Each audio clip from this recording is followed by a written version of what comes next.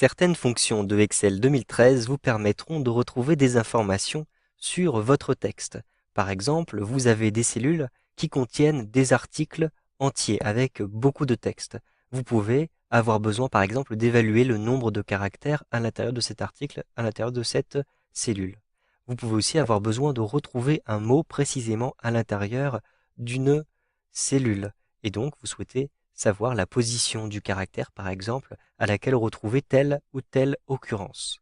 Vous allez utiliser différentes formules comme NBCar ou encore cherche.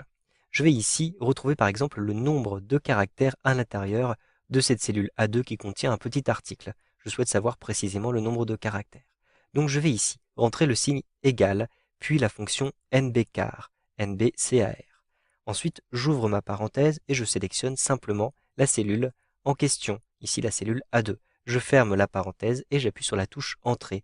On m'indique ici le nombre de caractères, 354. Si je supprime maintenant un mot à l'intérieur de ce paragraphe, par exemple je supprime le mot apparente, j'appuie sur la touche Entrée, vous voyez que tout de suite j'ai une mise à jour qui a été faite puisque je n'ai plus que 344 caractères.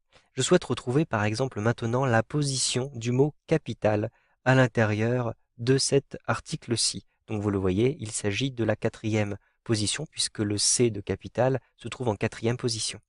Je souhaite retrouver cette information. Donc je rentre ici égal, puis j'utilise la formule cherche. Ensuite, j'ouvre la parenthèse. À l'intérieur de cette formule cherche, je vais d'abord indiquer quelle est l'occurrence recherchée.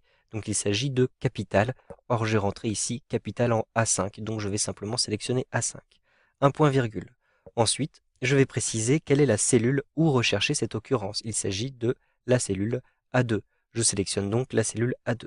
Ensuite, je rajoute un point virgule. Maintenant, je vais indiquer le numéro de l'occurrence. En effet, si par exemple capital apparaît plusieurs fois à l'intérieur de mon article, je souhaite savoir la position de la première occurrence, ou bien de la deuxième occurrence qui se trouve ici, ou encore de la troisième occurrence qui se trouve ici. Je vais indiquer simplement la première occurrence. Ensuite, je ferme la parenthèse et j'appuie sur la touche Entrée. Immédiatement, on m'indique ici qu'il s'agit du 4e caractère, en effet comme nous l'avions vu tout à l'heure. Si je modifie le numéro de l'occurrence, par exemple, je vais rentrer ici 2 et j'appuie sur la touche Entrée.